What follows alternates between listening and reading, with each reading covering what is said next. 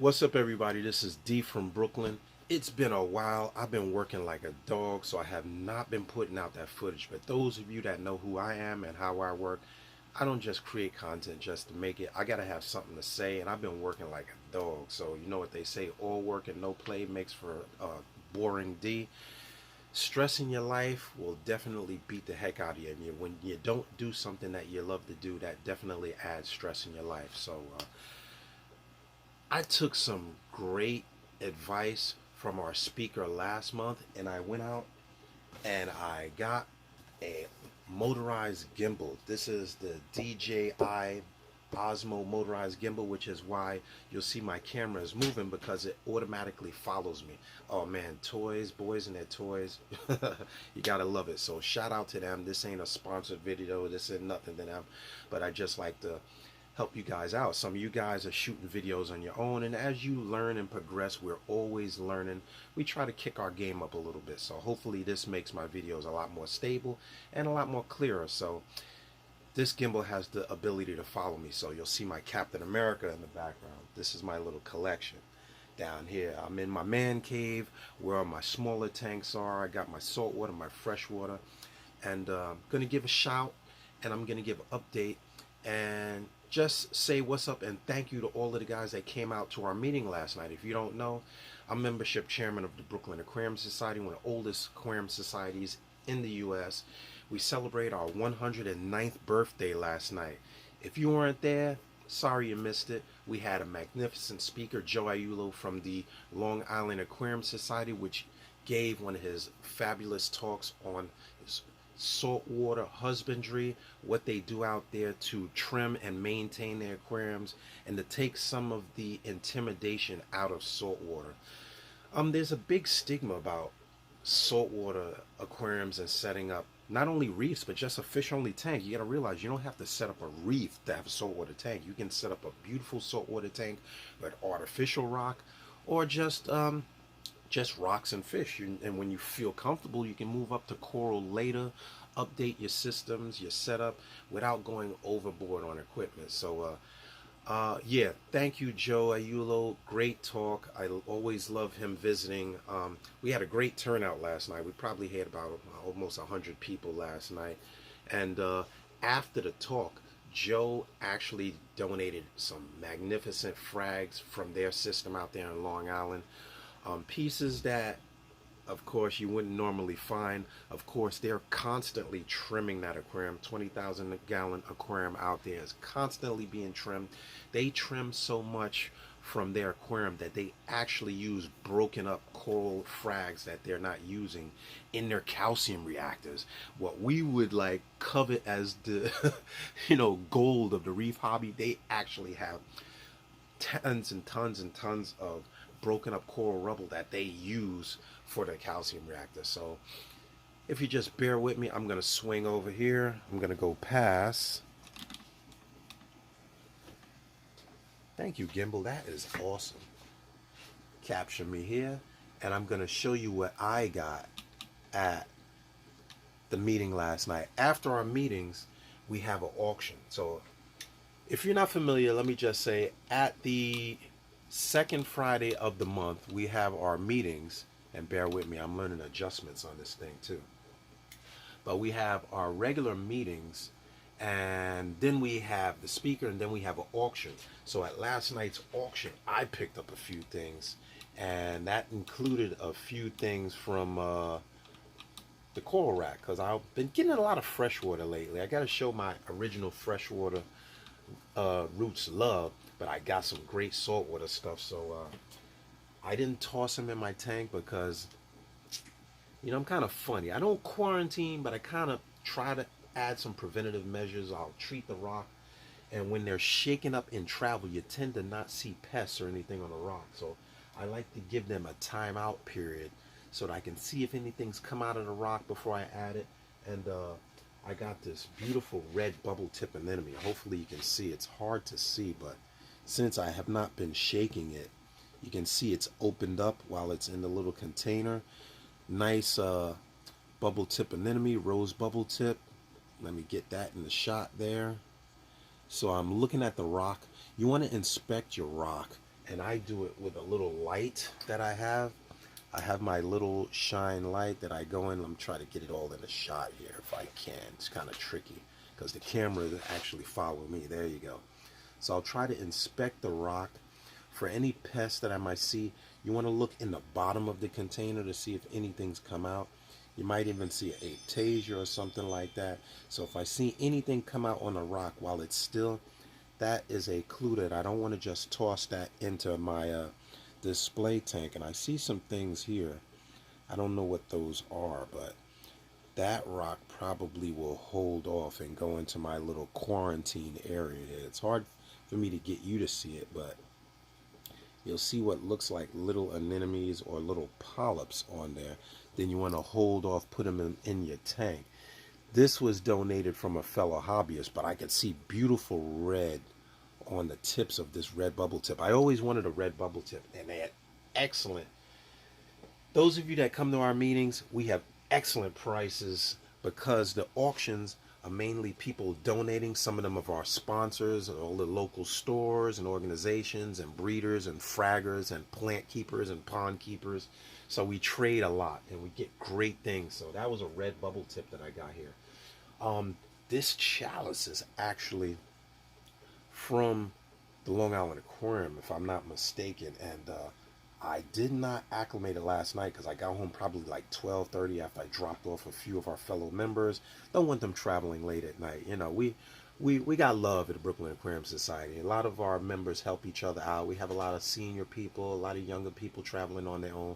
So, tip, when you come to the Aquarium Society, we're not snobs. We talk to each other. We make friends. We get people that do something we don't do, or we learn something new. Always trying to help each other because that's what it's all about the education. And if you can see, this is a beautiful piece, a beautiful chalice. Look at this chalice.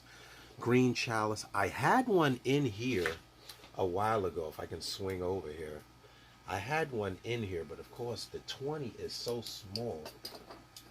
One of the downsides of setting up a small saltwater tank is when it does good, it really gets aggressive, and corals get aggressive and they grow over each other. I had a pavona that actually started taking over.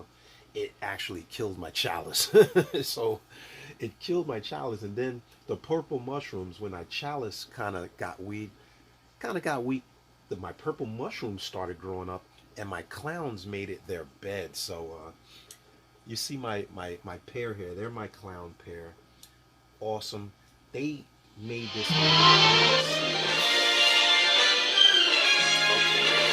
Sorry, Paul, I'm filming.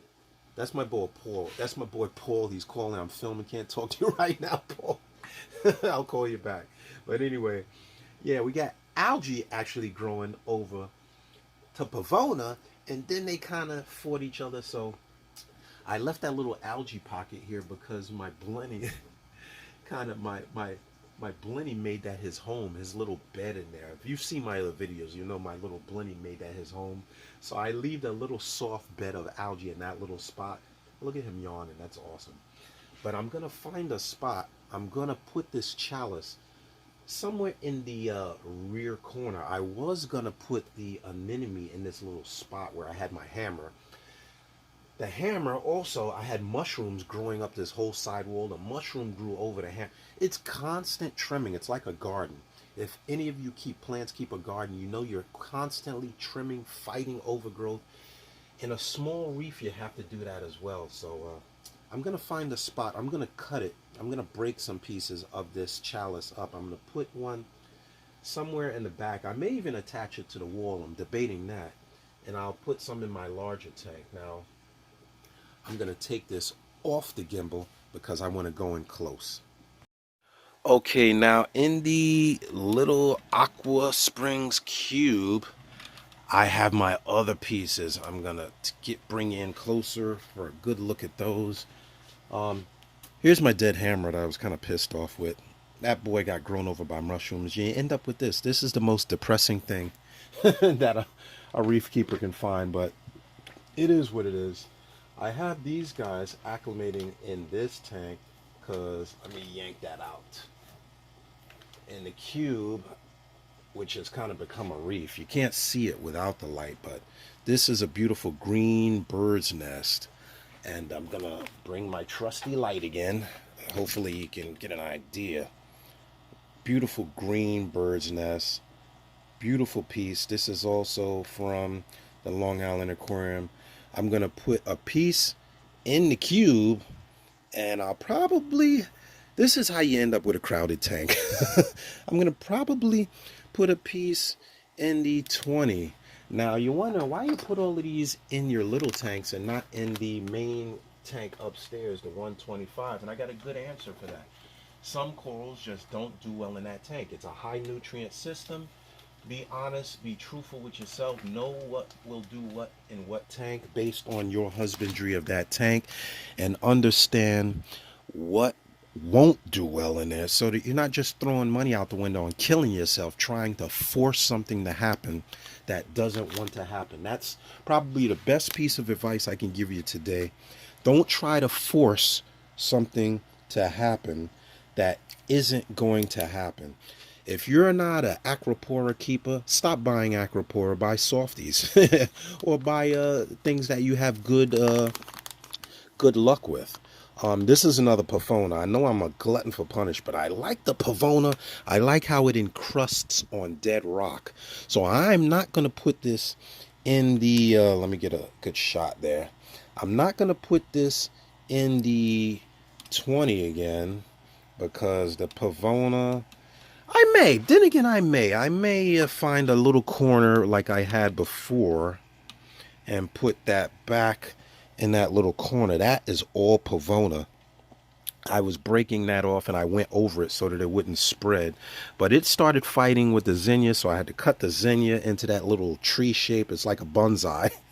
But I'm going to put pieces of this, since you can easily frag. I got 3 pieces. Oh, I actually have 2 pieces. I can break this larger one here and to make it a third, I can make 1, 2, 3 pieces, and I can put them in 3 systems. That's another piece of advice.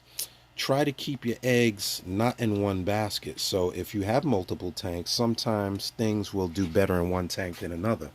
So I'll put a piece of Pavona in the Aqua Springs here, because I don't mind if that encrusts. This is like my aggressive encrusting tank. As you can see, I put GSP in there, which I didn't put any GSP in any of the other tanks, but it loves this tank and it's isolated right now, so I'll leave that there. And with the lights on, I really have to bring you in close so that you can see the colors. You don't see it to the beautiful colors of that tank. So let me just do one of these numbers here and pause this so I can bring you in for a closer look. All right, the one good thing about this gimbal is it takes a lot of the shake out of the movement, man. I really appreciate that. But under the lights of the tank, you can really see, let me just swing that over.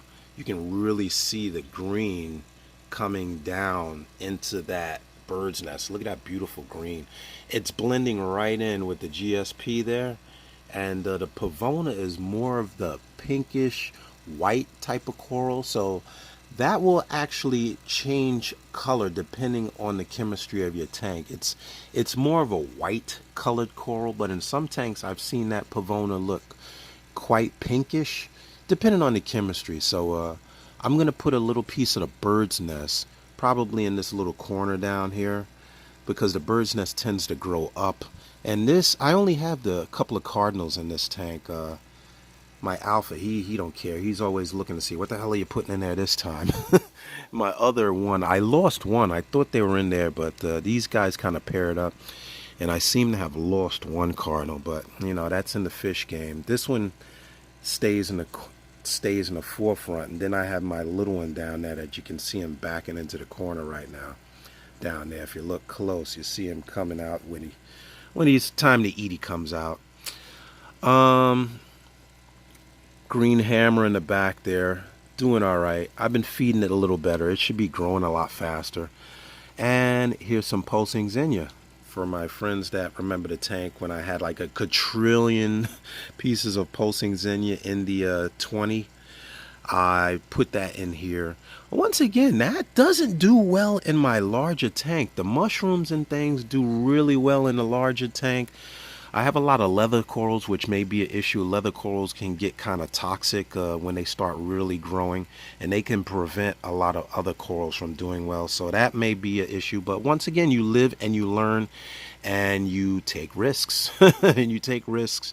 Some pay off, some don't pay off, but you learn in the process. So, yeah, I got some nice pieces. I got those 4 pieces. I didn't get any fish. I don't have any really fish once right now. This is kind of just a cardinal tank. I was hoping that these guys would breed. I may add another 2 and see if maybe that's it. I originally had 3 in here, and now I have 2. They've been in here about a year and a half. So that's all the fish that I got for this tank. You'll notice that oh yeah, shout out to my man Anthony. Like I said, Ant, I got a ton more of those pieces. If you're interested, we got to make a trade, buddy. I'm collecting mushrooms. I want some different ones. I have my huge hybrid greens here, which you can see one of these can make millions. I have dozens and dozens. So yeah, shout out to my man Anthony D out there. And the tank's been doing good. Up, it's white light time. That my timer just cut on, so you can see some white lights where you can see. I'll actually be able to show Mr.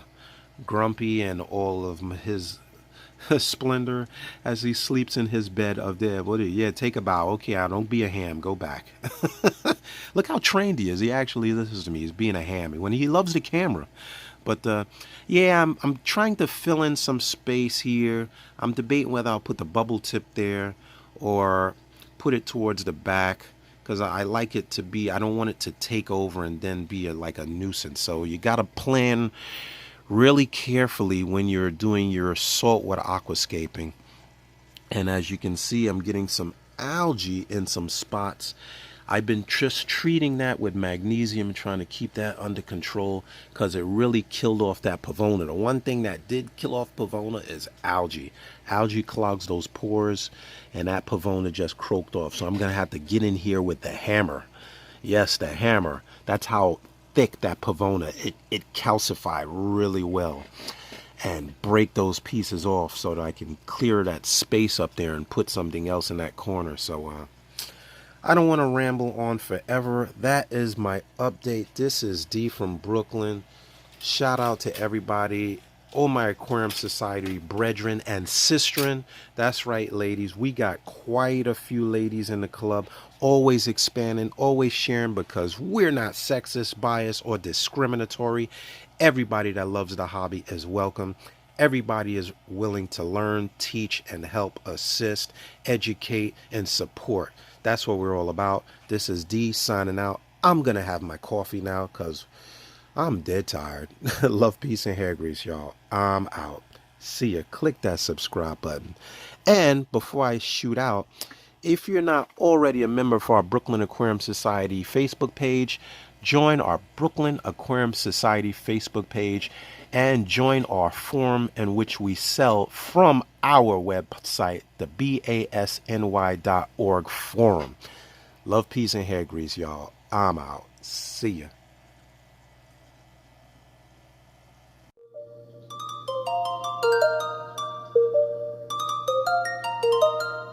Jimmy on the track, so you know it's lit.